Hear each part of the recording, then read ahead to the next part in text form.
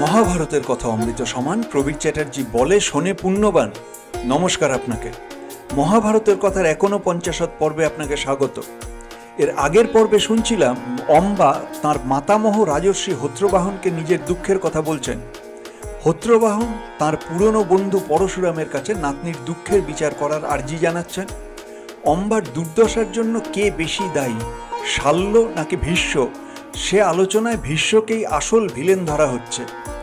পরশুরাম ভীষ্মকে নির্দেশ দিচ্ছেন যাতে ভীষ্ম অম্বাকে গ্রহণ করেন। ভীষ্ম নারাজ হওয়ায় যুদ্ধের ভয় দেখানো হচ্ছে।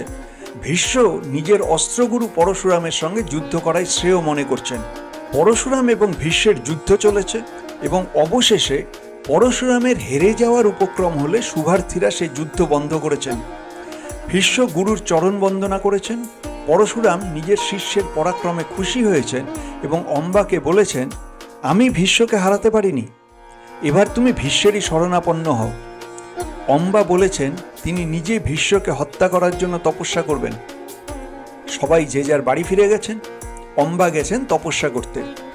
ওদিকে চিন্তিত ভীষ্ম অম্বার গতিবিধির ওপর লক্ষ্য রাখার জন্য গুপ্তচর নিয়োগ করে রাখছেন। হস্তিনাপুরের রাজা কুমার বিচিত্রবীর্য ভালোই রাজ্য শাসন করেছিলেন। অবশ্য সে শাসনের মধ্যে তার নিজের অবদান সামান্যই ছিল। শাসন সংক্রান্ত সব কাজ যেহেতু ভীষ্মই সামলাতেন, তাই বিচিত্রবীর্য কিছুটা অপরিপক্ক থেকে গিয়েছিলেন। আর এই ভ্রাতাটির প্রতি ভীষ্মের ভালোবাসা এত বেশি ছিল যে এত বড় একটি রাজ্যের বিভিন্ন বিপদ আপদ বিপর্যয়ে তিনি নিজেই ঝাঁপিয়ে পড়তেন।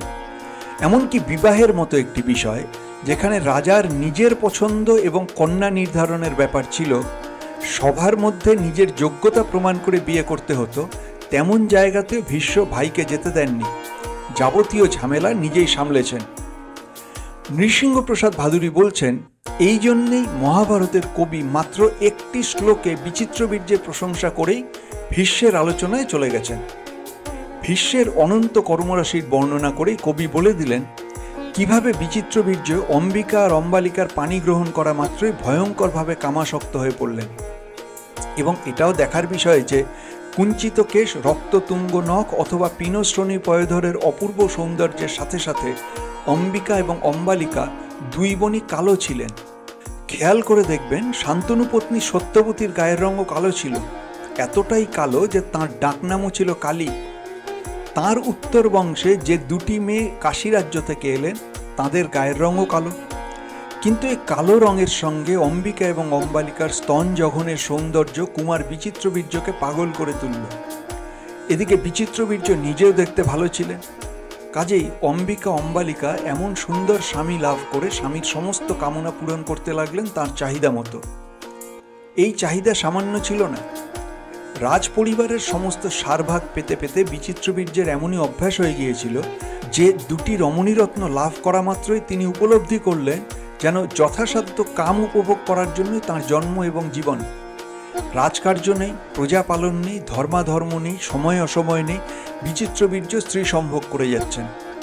৭টি বছর এই ক্রমান্বয়ী ভোগেই কাটিয়ে দিলেন বিচিত্রবীর্য, এবং এই সম্ভোগের ফল খুব একটা ভালো হলো না। আগেকার দিনে কবিরাজ এবং বৈদ্যজনেরা অতিরিক্ত ধাতুক্ষয়কে যক্ষারোগের অন্যতম কারণ বলে মনে করতেন। যে যাই মনে করুন না কেন, মহাভারতের কবির ধারণা ৭ বছর ধরে অতিরিক্ত স্ত্রী সম্ভোগ করার ফলে বিচিত্রবীর্যের তরুণ বয়সেই যক্ষা ধরে গেল। হস্তিনাপুরের যত বৈদ্য, চিকিৎসক, আত্মীয় স্বজন, বন্ধু বান্ধব সকলে মিলে তার রোগ উপশমের চেষ্টা করতে লাগলেন। কিছুতেই কিছু হলো না অবশ্য। সূর্য যখন অস্তে যায় তখন যেমন শত চেষ্টা করেও তাকে ধরে রাখা যায় না, তেমনি সবার চেষ্টা বিফল করে দিয়ে বিচিত্রবীর্য মারা গেলেন। মহাভারতের কথা অমৃত সমান প্রবীর চ্যাটার্জি বলে শোনে পুণ্যবান। আপনাকে জানিয়ে রাখি, আমি শুধুই কথক ঠাকুর নই, আমি একজন মিড লাইফ ট্রান্সফরমেশন কোচ। আমার মিশন হলো ১,৪০,০০০ পুরুষকে জীবন বদলাতে শেখানো। সেই কাজ সংক্রান্ত আমার অন্য ইউটিউব চ্যানেলের ভিডিও দেখুন, ট্রান্সফর্মিং লাইভস নামের ফেসবুক গ্রুপ জয়েন করুন। মিড লাইফ মানে ক্রাইসিস নয়, মিড লাইফ মানে ট্রান্সফরমেশন। বিচিত্রবীর্য তো মারা গেলেন, তবে মারা যাবার আগের সেই ৭টি বছর যখন তিনি স্ত্রী সম্ভোগে ব্যস্ত ছিলেন, তখন মহামতি ভীষ্মের কী দশা গেছে। প্রথমে তো সেই অম্বার তাড়নায় পরশুরামের সঙ্গে যুদ্ধ হলো। অম্বা ভীষ্মকে শাস্তি দেবার জন্য পরশুরামের শরণাপন্ন হয়েছিলেন। ভীষ্মের শাস্তি হয়নি বটে, তবে যুদ্ধের কষ্ট তো অবশ্যই ভোগ করতে হয়েছে। তারপর আবার অম্বা নিজে বনে গেছেন তপস্যা করতে। এতে ভীষ্মের টেনশন বেড়েছে। ভীষ্মের উদ্বেগ এমন পর্যায়ে পৌঁছেছে যে তিনি অম্বার প্রাত্যহিক গতিবিধি জানার জন্য গুপ্তচর নিয়োগ করেছিলেন। বিচিত্রবীর্যের মৃত্যুর মতো ঘটনার মধ্যেও ভীষ্ম অম্বার খোঁজ রেখেছেন। অন্যদিকে অম্বার এই ঘোর তপস্যা কালও নানা বাধাবিঘ্ন এবং জটিলতার মধ্যে কেটেছে। ব্রহ্মর্ষিরা তাঁকে তপস্যা বন্ধ করার জন্য অনুরোধ করেছেন। এই অবস্থায় অম্বার একটি গুরুত্বপূর্ণ মন্তব্য আমাদের কাছে ভীষণ প্রণিধানযোগ্য হয়ে পড়ে। অম্বা ঋষিদের বলছেন, ভীষ্মের বধের জন্যই আমার যত উদ্যোগ চেষ্টা, তাকে বধ করে তবেই আমার শান্তি হবে। অম্বা এর পরেই বলেছেন, ভীষ্মের জন্যই আমি চিরকাল দুঃখিনী হয়ে রইলাম। তাঁরই জন্য আমার সারা জীবন স্বামী সুখ জুটল না কপালে। তার জন্যেই আমি যেন কেমন হয়ে গেলাম। আমি যেন স্ত্রীও নই, পুরুষও নই। অতএব গাঙ্গেয় ভীষ্মকে শেষ না করে আমি ছাড়ব না। মহাভারতের এক জটিল আখ্যায়িকা বোঝার জন্য অম্বার এই মন্তব্যটি আমাদের কাছে ভীষণ গুরুত্বপূর্ণ।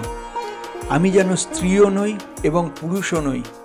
অম্বা স্ত্রী নন, কেননা স্বামী সুখ তাঁর কপালে জুটল না।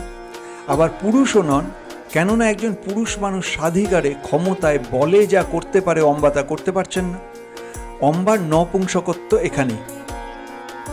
তপস্যার ফলে মহাদেবের বরে অম্বার শিখণ্ডিনী হয়ে দ্রুপদ রাজার ঘরে জন্মানো, তার নারী পরিচয় লুকিয়ে পুরুষ রূপে মানুষ হওয়া, তারপর বনে গিয়ে যক্ষ স্থূনাকর্ণের সঙ্গে লিঙ্গ বিনিময় করে শিখণ্ডীর পুরুষ হয়ে যাওয়া ইত্যাদি অলৌকিকতার বাইরে গিয়ে লৌকিক এবং রাজনৈতিকভাবে শিখণ্ডীর নিজস্ব সত্তা ব্যাখ্যা করেছেন নৃসিংহপ্রসাদ ভাদুড়ী। প্রথমত অম্বা যখন বলছেন, আমি যেন কেমন হয়ে গেছি, আমি যেন স্ত্রীও নই, পুরুষও নই, এই ভাবটুকুর মধ্যেই অম্বা কিংবা শিখণ্ডীর নপুংসকত্ব লুকিয়ে আছে। দ্বিতীয়ত মনে রাখা দরকার, পাঞ্চাল হত্রবাহন অম্বার মাতামহ একসময় অম্বাকে কথা দিয়েছিলেন, তোমার কোনো চিন্তা নেই, তুমি আমার কাছেই থাকবে, আমি তোমার দুঃখ দূর করব। নৃসিংহপ্রসাদ ভাদুড়ীর ধারণা, পরশুরামের যুদ্ধ বিফল হয়ে যাওয়ার পর সৃঞ্জয় হত্রবাহন তাকে পাঞ্চালে নিয়ে গেছেন এবং পাঞ্চাল দ্রুপদের হাতে তুলে দিয়েছেন।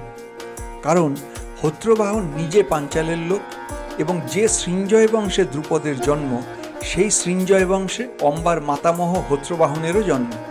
মানে কি, অম্বার তো তপস্যা কিংবা মহাদেবের বরে অম্বার পুরুষত্ব প্রাপ্তি আসলে কিছুই নয়।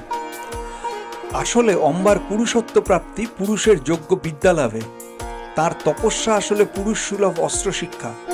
মহাভারতের কথায় আছে, তপস্যা শেষে অম্বা আগুন জেলে তাতে আত্মাহুতি দিয়েছিলেন। তারপর নাকি তিনি দ্রুপদের ছেলে হয়ে যান। এ আত্মাহুতি আসলে অম্বার স্ত্রী স্বভাবের অন্তঃসূচনা করে। এরপর থেকেই তিনি পুরুষ সুলভ আচরণ করতে থাকেন এবং পূর্বকথিত হত্রবাহনের চেষ্টায় পাঞ্চালে দ্রুপদের কাছে পুরুষের মতোই মানুষ হতে থাকেন। ভীষ্ম আপ্তপুরুষের মাধ্যমে খবর পেয়েছেন শিখণ্ডী আসলে কন্যা। দ্রোণাচার্যের ওপর দ্রুপদের যে রাগ ছিল, সেই রাগ ভীষ্মের ওপর গিয়ে পড়েছিল, কারণ দ্রুপদের কাছে প্রত্যাখ্যাত হবার পর ভীষ্ম পরম গৌরবে দ্রোণাচার্যকে হস্তিনাপুরে আশ্রয় দিয়েছিলেন। কাজেই দ্রুপদ যখন দেখলেন একটি রমণী পুরুষের যোগ্য অস্ত্রবিদ্যা আয়ত্ত করে ভীষ্মবধের প্রতিজ্ঞা করছেন, তখন সেই রমণীর ইচ্ছামতো তাঁকে পুরুষ হিসাবে প্রচার করতে তিনি কুণ্ঠিত হননি। আবার ভীষ্ম যে ক্ষত্রিয় বীরের ধর্ম অতিক্রম করে স্ত্রীলোকের প্রতি অস্ত্র সন্ধান করবেন না, এটাও দ্রুপদের জানা ছিল। কাজেই তিনি যতই শিখণ্ডীকে পুরুষ বলে প্রচার করুন, তিনি যে আদতে স্ত্রীলোক এই কথাটাও কখনো লুকোননি। দ্রুপদ চেয়েছিলেন অস্ত্রের সুশিক্ষায় পুরুষের সুবিধে শিখণ্ডী যতটুকু পাচ্ছে পাক, উপরন্তু ভীষ্মবধের সময় স্ত্রীত্বের সুবিধেটুকুও পাক।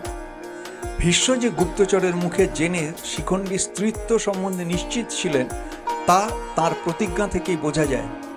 ভীষ্ম দুর্যোধনকে উদ্যোগ পর্বে বলেছেন, আমার এই নিয়ম, আমি কোনো স্ত্রীলোক, কোনো পুরুষ যে আগে স্ত্রী ছিল, যে পুরুষকে কোনো স্ত্রীর নামে ডাকা হয় এবং যে স্ত্রী পুরুষের মতো সাজে, তার প্রতি আমি বাণ নিক্ষেপ করি না।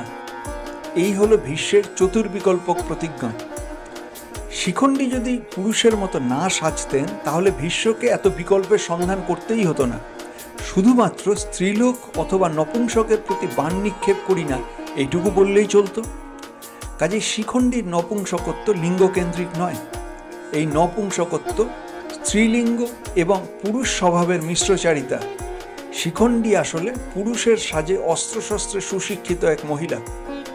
তারপর কি হলো সে গল্প শুনুন মহাভারতের কথার 50 পর্বে। মহাভারতের কথা অমৃত সমান, প্রবীর চ্যাটার্জি বলে শোনে পুণ্যবান।